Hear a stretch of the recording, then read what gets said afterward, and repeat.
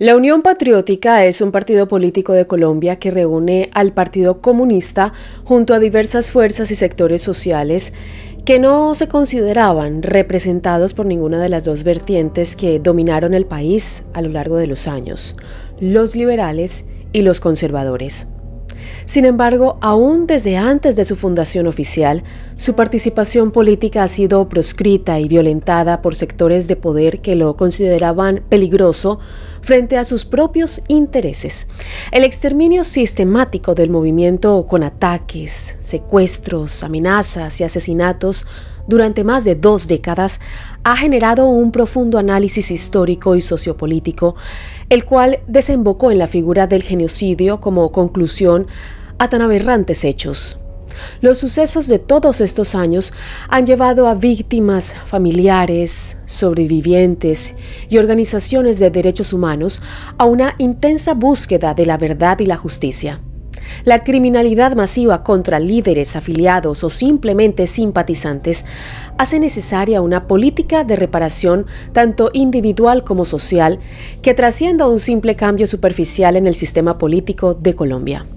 Hoy veremos el genocidio de la Unión Patriótica, un accionar que trató de borrar del mapa político con violencia y maniobras militares a todo un sector ideológico del país que dejó tras de sí a miles de muertos y desaparecidos, incluso a candidatos presidenciales y a legisladores. Bienvenidos a mi canal, mi nombre es Adriana Chilito, gracias por estar aquí. Si les gusta este tipo de contenido, se pueden suscribir a mi canal, activar la campanita de notificaciones, de esta manera YouTube les avisará cuando suba un nuevo video. También me pueden seguir en mis redes sociales, me encuentran en Instagram, Facebook o en Twitter como @lachilito y en TikTok como @lachilito1. Comenzamos.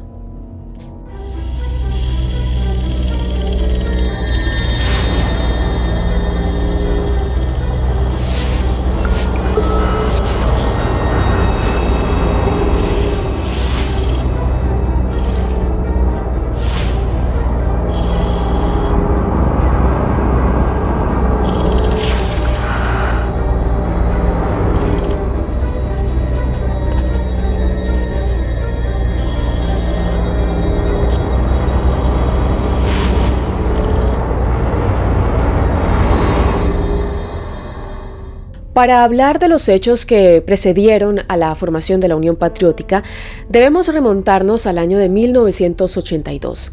En mayo de aquel año se llevó a cabo la 7ª conferencia guerrillera desarrollada por las Fuerzas Armadas Revolucionarias de Colombia, FARC. Como sabemos, esta fue una organización guerrillera insurgente que operó en el territorio colombiano hasta 2016 y que fundaba su ideología en doctrinas políticas de izquierda. Fue en esta conferencia en donde las FARC propusieron la conformación de una serie de agrupaciones destinadas a operar en la clandestinidad. El propósito era el reclutamiento y la propaganda ideológica para así ampliar la lucha a todos los frentes, ya que desarmar a las milicias no era una opción en el corto plazo. En esta estructura que buscaba pulir la avanzada política, se agregó el nombre FARC a el de Ejército del Pueblo, EP. Para agosto de 1982, la asunción de Belisario Betancur a la presidencia implicó la creación de la Comisión de Paz, la cual tenía como propósito entablar diálogos conciliatorios con las organizaciones guerrilleras. De esta forma, la aprobación de la Ley 35 de Amnistía del 18 de noviembre produjo la liberación de cientos de guerrilleros. Al mismo tiempo se comenzó a negociar un acuerdo de paz, no solo con las FARC, sino también con facciones como la Autodefensa Obrera, el M-19 y el EPL. Si bien los primeros contactos concretos comenzaron en enero de 1983, no fue hasta el 28 de marzo de 1984 que se materializaron los acuerdos de paz propuestos por el presidente Betancur. En esta fecha, en el campamento del municipio de Uribe, se firmaron entre las FARC-EP y el Estado colombiano los que más tarde se conocerían como los Acuerdos de la Uribe.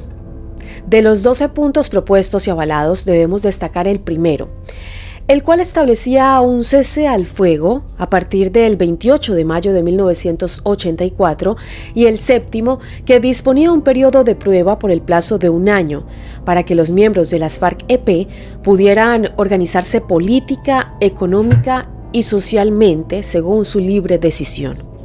De este último punto se desprendía el objetivo de conformar un partido político legal, el cual desde la perspectiva de las FARC-EP debía ser amplio e incluir a todos los sectores que apoyaran el acuerdo. Al mismo tiempo, el Estado colombiano debía dar garantías de que esto fuera así. El cese del fuego permitía a los insurgentes adherirse a la tregua y participar en las elecciones del país. En este contexto fue que surgió la Unión Patriótica.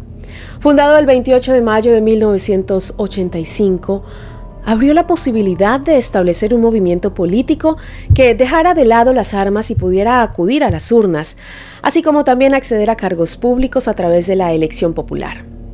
De esta forma, no solo miembros de las FARC-EP formaron parte del partido, sino que además se sumaron diversos sectores civiles, el Partido Comunista Colombiano y hasta facciones de los tradicionales partidos liberal y conservador. El escenario para impulsar diversas transformaciones sociales, económicas y políticas parecía estar dado para construir la paz en el territorio colombiano. Y la incorporación a la plena vida civil de integrantes de estos grupos guerrilleros marcaba un hito en la historia de la nación. Sin embargo, como veremos, la realidad fue mucho más brutal. Las primeras elecciones. Antes de la conformación de la Unión Patriótica, podríamos decir que el Frente Democrático era la coalición política que representaba a la izquierda en las elecciones. En el año 1982 había logrado obtener casi 83.000 votos, lo que se tradujo en el 1.2% de la votación total. Pero en las elecciones de marzo de 1986, la primera participación en los comicios de la UP superaría ampliamente esta cifra, logrando cerca de 325.000 votos, un 5% de la votación total. Pasaría a tener una oportuna representación parlamentaria con 14 congresistas para Cámara y Senado, 18 diputados y 335 concejales. La legitimidad política del partido quedaba en evidencia y con esos números se convertía en la tercera fuerza de Colombia. Esto detrás de los históricos partidos liberal y conservador. 2 meses después, el 25 de mayo, la UP apostaría a Jaime Pardo Leal como candidato presidencial, quien alcanzaría el 10% de la votación del país. Así, el partido obtuvo 4 senadores, 4 representantes a la Cámara, 24 diputados departamentales y 275 concejales municipales. Sin embargo, el escenario no se presentaba como el paraíso democrático que podríamos pensar, y para estas fechas la Unión Patriótica ya contabilizaba cerca de 300 militantes asesinados. En estos primeros años se registraron ataques en los municipios y alcaldías gobernadas por este partido. Las embestidas de poder desplegadas por el ejército incluyeron atentados antes, durante y después de los comicios electorales. Pero además, para ese entonces, el movimiento de autodefensa campesina, financiado especialmente por terratenientes, comenzó a transformarse en grupos paramilitares que, con ayuda de agentes del Estado y elevados por facciones políticas de derecha, pasaron de la defensa armada a la agresión militar en su afán de contener a las guerrillas. Luego vino la alianza de paramilitares con los carteles del narcotráfico, convirtiéndose en una amalgama de fuerzas oscuras al servicio del crimen. Así, los integrantes de la Unión Patriótica se convirtieron en un blanco fácil para esos grupos que vieron en la expansión política de la izquierda una verdadera amenaza al statu quo. Con la intención de dar claras muestras de paz, en 1987, la UP comenzó a tomar distancia de las FARC-EP y afirmó que si los acuerdos de paz se rompían, el partido seguiría. Las intenciones políticas del movimiento eran democráticas, por más que empeorara la violencia en Colombia, cosa que de hecho sucedió. Y aún así la UP siguió actuando como partido, pero debido a la ruptura quedaron en alto riesgo, pues al ser acusados abiertamente de ser portavoces de la insurgencia armada, los organismos estatales no les brindaron alguna protección efectiva. Aumenta la violencia y segundas elecciones. Grupos paramilitares están integrados por malos hijos de Colombia, por pérfidos desprestigiadores del ejército de nuestro país, por mafiosos y por los sicarios que contratan. Podríamos hacer un extenso listado de todos los hechos violentos con los que se buscó destruir a la Unión Patriótica, pero el informe se extendería por demasiadas horas y horas. Sí podemos destacar en esta reseña histórica que el exterminio del movimiento tuvo hechos significativos, como por ejemplo el del 11 de abril de 1987, fecha en la que fue asesinado el concejal de Valledupar por la UP, Antonio Quirós Rivero, en el municipio de Becerril. Un par de meses después, el dirigente regional José Francisco Ramírez Torres convocó a un paro que se conocería como el Paro Cívico del Nororiente. El motivo era un rechazo a las diversas modificaciones que la Administración Nacional estaba realizando en materia política, además de los constantes atropellos contra la comunidad campesina por parte del gobierno y de las Fuerzas Armadas.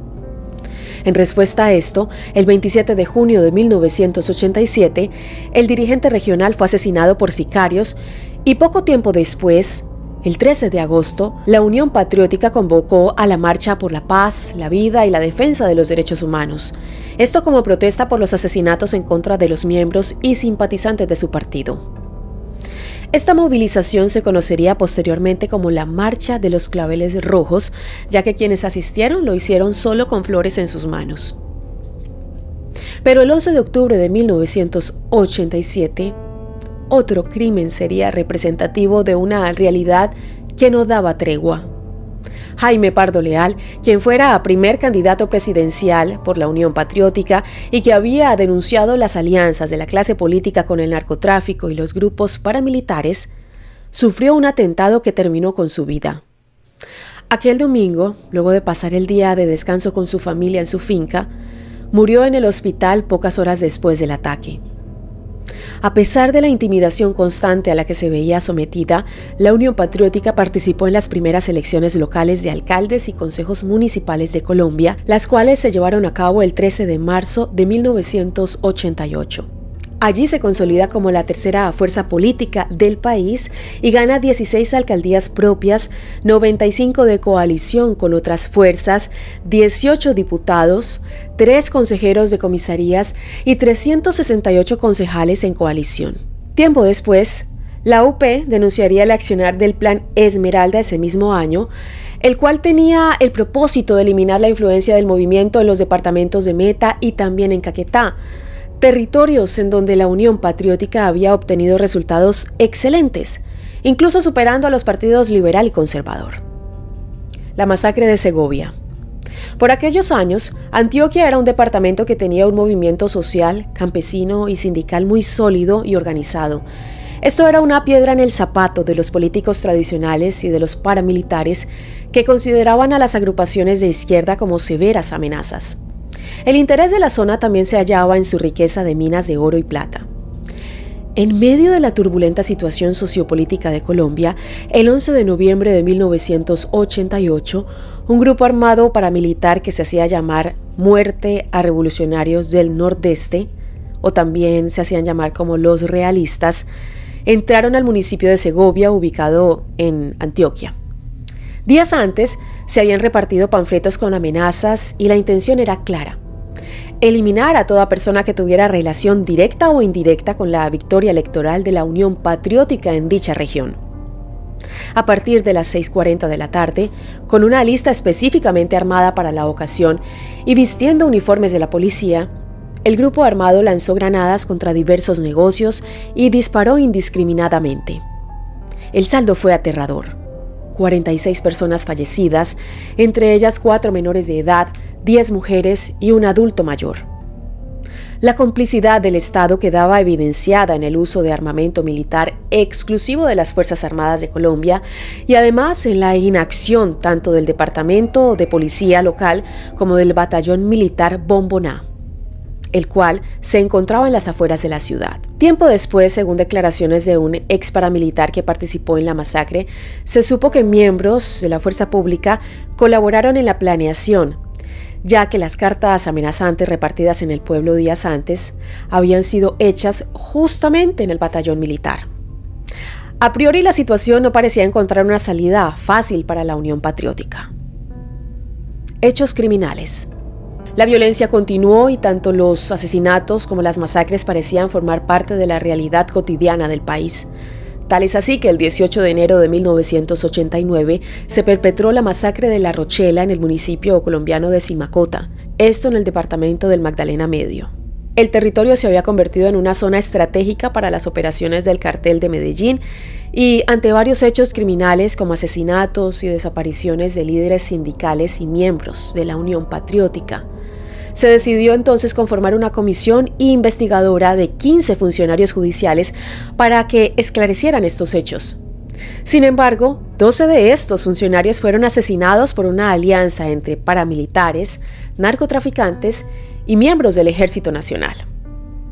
A finales del mes siguiente, el 27 de febrero de 1989, el secretario general del Partido Comunista, Teófilo Forero, fue asesinado junto a su mujer y 2 personas más, esto por sicarios contratados por el narcotraficante Gonzalo Rodríguez Gacha. Tan solo unos días después, el 3 de marzo de 1989, el activista y político José Antequera fue asesinado en el aeropuerto El Dorado. En el mismo hecho, resultaría herido Ernesto Samper, en ese momento precandidato liberal y futuro presidente de Colombia entre los años 1994 y 1998. Además, el 28 de julio de 1989 sería asesinado Alejandro Cárdenas Villa, quien fue alcalde por la Unión Patriótica en Mutatá, Antioquia. Y el 27 de octubre, siendo vicepresidente de la Asamblea de Antioquia, murió asesinado Gabriel Jaime Santamaría. Estos primeros años del genocidio tuvieron la particularidad de convertirse rápidamente en una persecución intensiva que buscaba impedir la consolidación del joven movimiento de izquierda, asfixiar sus bases sociales y atacar sus estructuras organizativas, tanto nacionales como locales. Para 1992, a pedido de la Corte Constitucional de Colombia, se elaboró un primer informe oficial, el cual es considerado iniciador de las investigaciones que vendrían posteriormente. A cargo de la Oficina del Defensor del Pueblo, se listaron una serie de graves violaciones a los derechos de los miembros de la Unión Patriótica. Allí se conoció la espantosa cifra de 717 casos de ejecuciones extrajudiciales y desapariciones forzadas. La conclusión del Defensor del Pueblo fue que existe una relación directa entre el surgimiento, la actividad y el apoyo electoral de la Unión Patriótica y el homicidio de sus militantes en regiones donde la presencia de ese partido fue interpretada como un riesgo para el mantenimiento de los privilegios de ciertos grupos. Debemos destacar además que todas estas acciones se dieron en el contexto del desarrollo de la doctrina de seguridad nacional y el anticomunismo. La Guerra Fría, que enfrentaba a las superpotencias del mundo, derramó su forma de hacer política sobre Latinoamérica y la manera de establecer enemigos en esta situación en particular a aquellos que se identificaban con ideologías de izquierda estuvo signada por la visión y el desarrollo de la idea estadounidense de que en todos lados había un opuesto interno por erradicar a cualquier costo. A la larga, esta construcción de miembros hostiles de la sociedad no solo fue contra los comunistas, sino también contra los movimientos populares, religiosos e indígenas que tuvieron como objetivo una transformación igualitaria del orden social. Golpe de gracia. La década de los 90 había ocasionado diversos cambios en el país y durante la presidencia de César Gaviria entre 1990 y 1994 se llevaron adelante políticas neoliberales que, en teoría, implicaban una apertura económica. Sin embargo, esta no era una más que una fórmula repetida a cargo de la banca internacional, la cual seguía la línea de la reducción del Estado y la privatización de empresas públicas. Ante esto, los legisladores de la Unión Patriótica mostraron su descontento y realizaron debates en contra de estas políticas, proponiendo proyectos de ley que implicaran funciones sociales y mejoras en la salud, también el trabajo y la educación. Pero la violencia no se redujo y en 1993 miembros de la UP se reunieron con distintos ministros del gobierno de Gaviria. El tema principal de la audiencia era denunciar el plan Golpe de Gracia, el cual había sido elaborado por el alto mando militar con el fin de desbaratar a la Unión Patriótica. Sin embargo, a la salida de la reunión, los voceros gubernamentales dijeron ante la prensa que con esas acusaciones la izquierda solo quería generar simpatías y aumentar la posibilidad de ganar las elecciones parlamentarias de 1994. Tan solo unos meses después de esa reunión, un grupo conformado por suboficiales del ejército y soldados asesinaron a Manuel Cepeda Vargas, el último legislador que la Unión Patriótica tenía en el Congreso de la República. Durante estos años, los grupos paramilitares intensificaron su actividad y encontraron en algunas medidas, como los decretos que permitían a los civiles portar armas, nuevas formas de legitimidad. Los ataques contra la población civil aumentaron y cientos de militantes y simpatizantes de la UP fueron asesinados en el llamado Plan Retorno de 1993, el cual estuvo a cargo del Ejército Nacional y tenía el objetivo de pacificar la región del Urabá. El marco legal que podía llegar a dar justicia hacía diferencias sociopolíticas y las cifras de familias y personas exiliadas aumentaron considerablemente. Según números del movimiento, cerca de 200 familias fueron perseguidas durante estos años, ya sea por contar con uno o con varios miembros pertenecientes a la Unión Patriótica. El trabajo en contra del partido era cada vez más minucioso. Tal es así que, producto de la constante persecución, en 1997, la votación de la UP llegó a números insignificantes. La repercusión electoral se puede ver en un ejemplo como el departamento del Meta, en el cual la UP había obtenido más de 24.000 votos en 1986 y en 1997 solo consiguió 189. Al lado de estos nuevos golpes y luego de años de constantes arremetidas, se hizo cada vez más notorio que la sociedad colombiana se fue acostumbrando imperceptiblemente a los hechos cotidianos de violencia dirigidos contra el grupo político. Los asesinatos y atentados contra sus militantes dejaron de ser noticia en los medios de comunicación. La estigmatización se tradujo en un aislamiento social en el que a los militantes de la Unión Patriótica se les negaba el crédito bancario, el cupo en los colegios para sus hijos y en algunas circunstancias se los obligaba a abandonar sus viviendas por temor a los atentados. Mientras tanto, los políticos colombianos banalizaban las denuncias de la UP, indicando que tan solo eran tácticas políticas. Finalmente, el periodo del golpe de gracia tuvo un cierre el 30 de septiembre del 2002, fecha en la cual a la Unión Patriótica se le retiró el estatuto legal para poder funcionar. El argumento del Consejo Nacional Electoral era que el partido no alcanzaba los sufragios necesarios, los cuales debían ser de 50.000 votos. La medida significó la imposibilidad de la UP de poder operar en la acción pública de la sociedad colombiana.